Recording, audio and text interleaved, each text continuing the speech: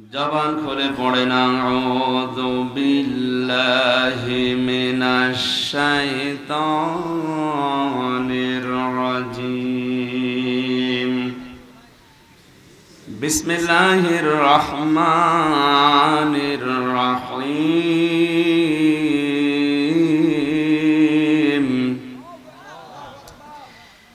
ইন্নাল মুসলিমিনা ওয়াল মুসলিমাতি ওয়াল মুমিনিনা ওয়াল মুমিনাত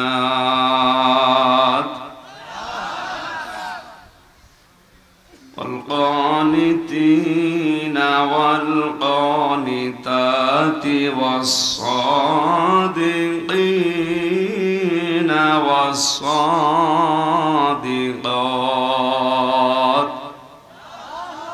والصابرين والصابرات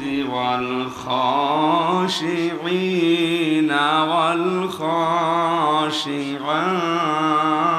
والخاشعات والمتصدقين والمتصدقات والصائمين والصائمات والحافظين فروجهم والحافظات والذاكرين الله كثيرا والذاكرات أعد الله لهم مغفرة وأجرا عظيما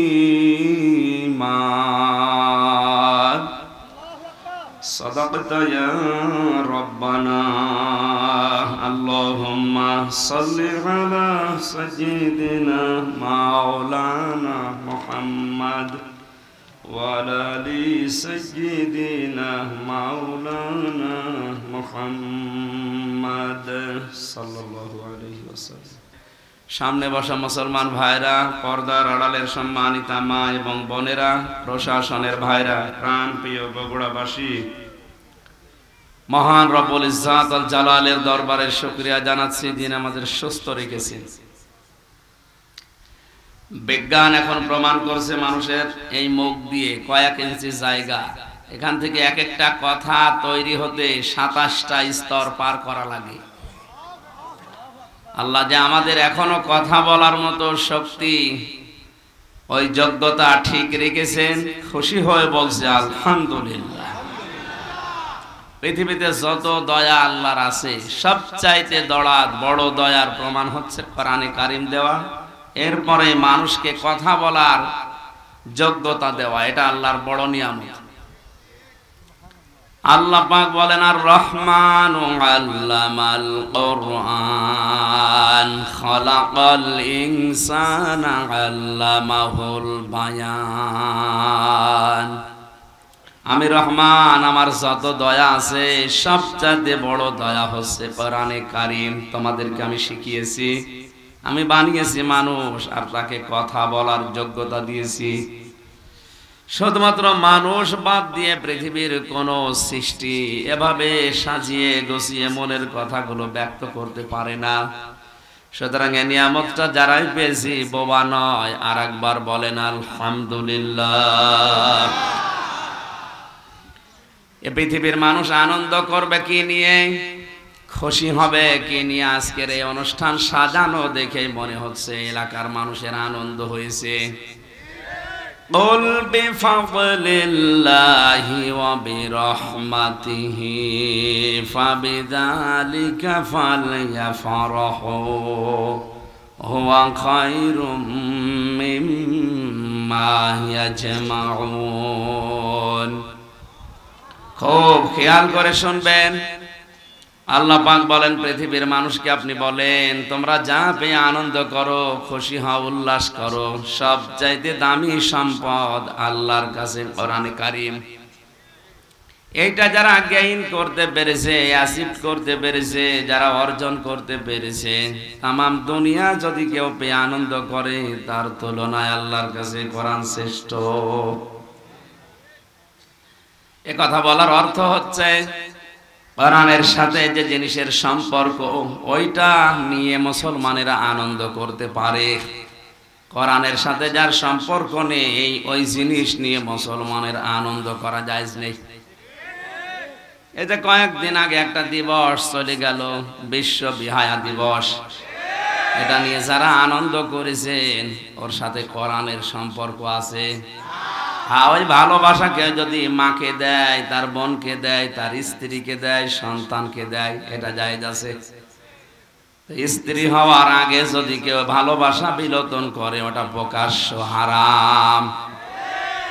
শয়তানের 27টা কর্মসূচি আমি পেয়েছি কোরআনে কারিমে। ওর 1 নাম্বার কর্মসূচি হচ্ছে অপচয় করা। ও অপচয় করতে ভালোবাসে।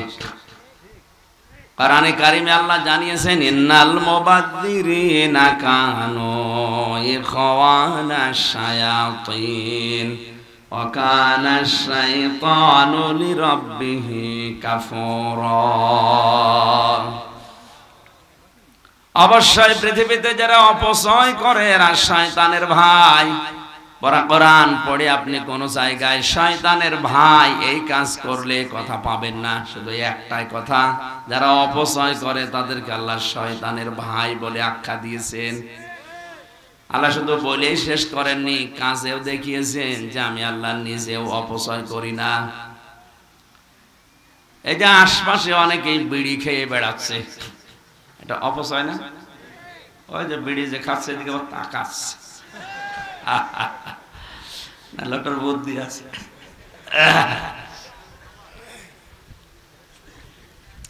প্রায় 22,000 কোটি টাকা শুধু মানুষ ধোয়া দিয়ে 1 বছরে উড়িয়ে দিচ্ছে এই বাংলাদেশে।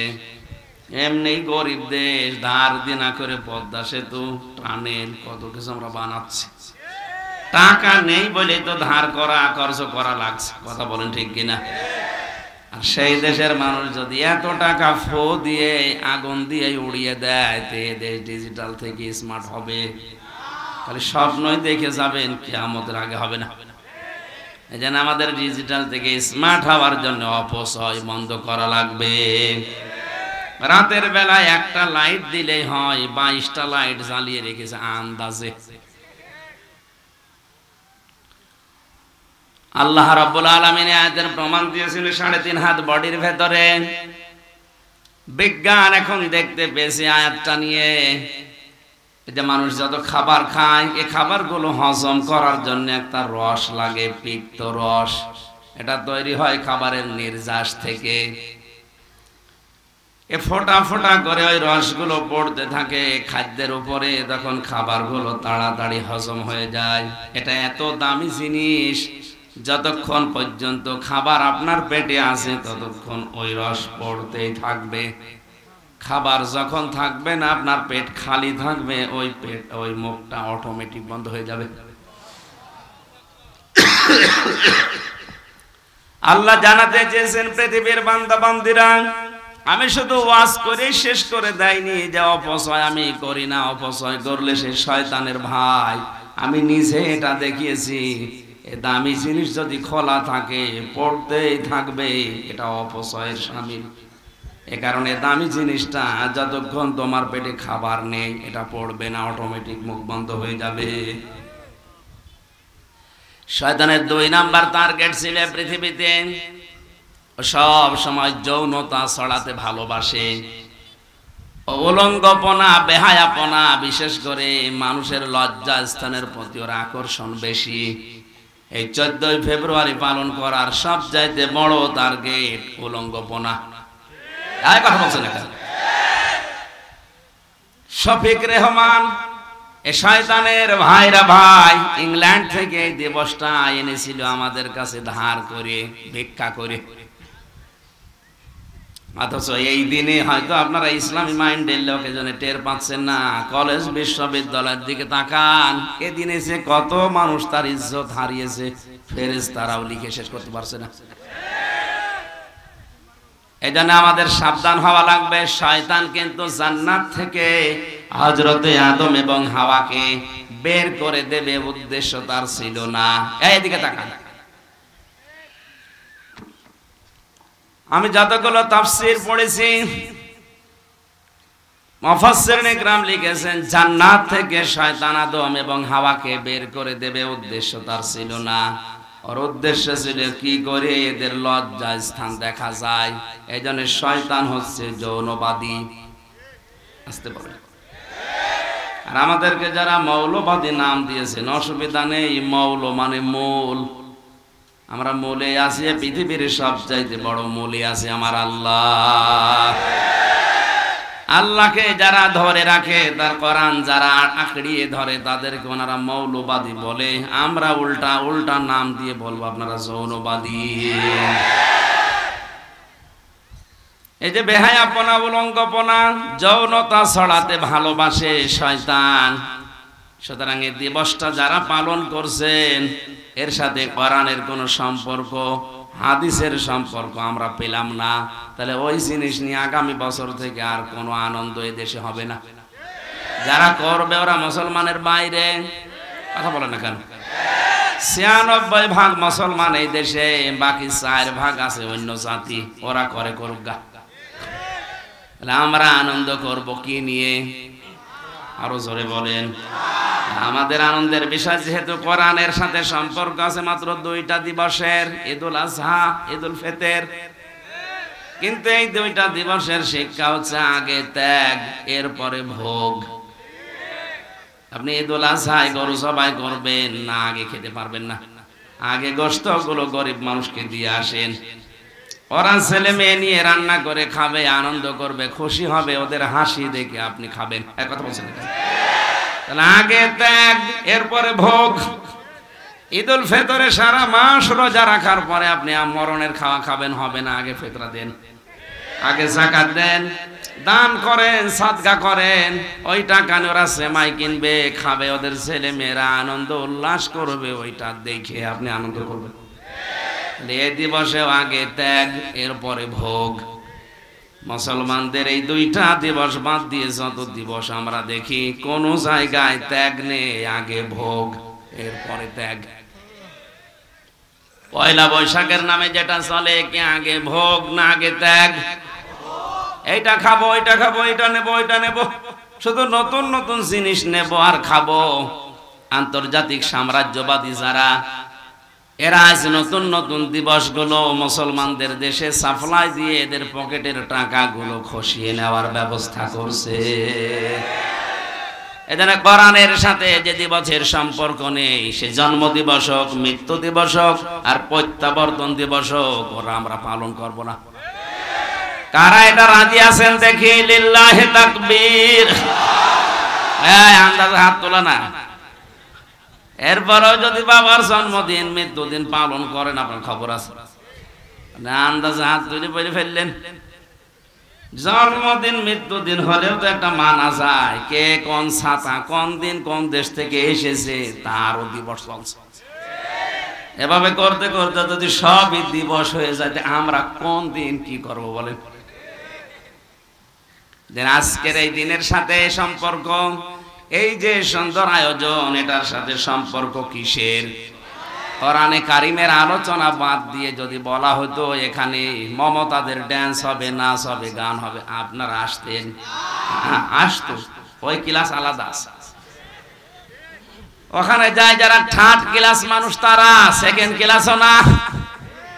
চরিত্র বলতে যাদের সেটা ফোটাও বাকি থাকে না, তার ওরকম উলঙ্গপনা নাচ দেখতে যায়। আমাদের চরিত্র শুধু না, আমাদের সবচাইতে বড় দামি জিনিস ঈমান আছে। এজন্য কোন মুসলমান এরকম উলঙ্গপনা, বেহায়াপনা, যৌনতা ছড়ায় এরকম জায়গায় আর যেতে যাবেন? এরপরও ওয়াজ যেখানে শুনবেন ওখানে একেবারে ইঁদুরের বিষ খাওয়ার মতো ব্রেক করে ফেলবেন। আল্লাহ যেন আমাদেরকে আজকের মাহফিলটা কবুল করেন, বলেন আমিন।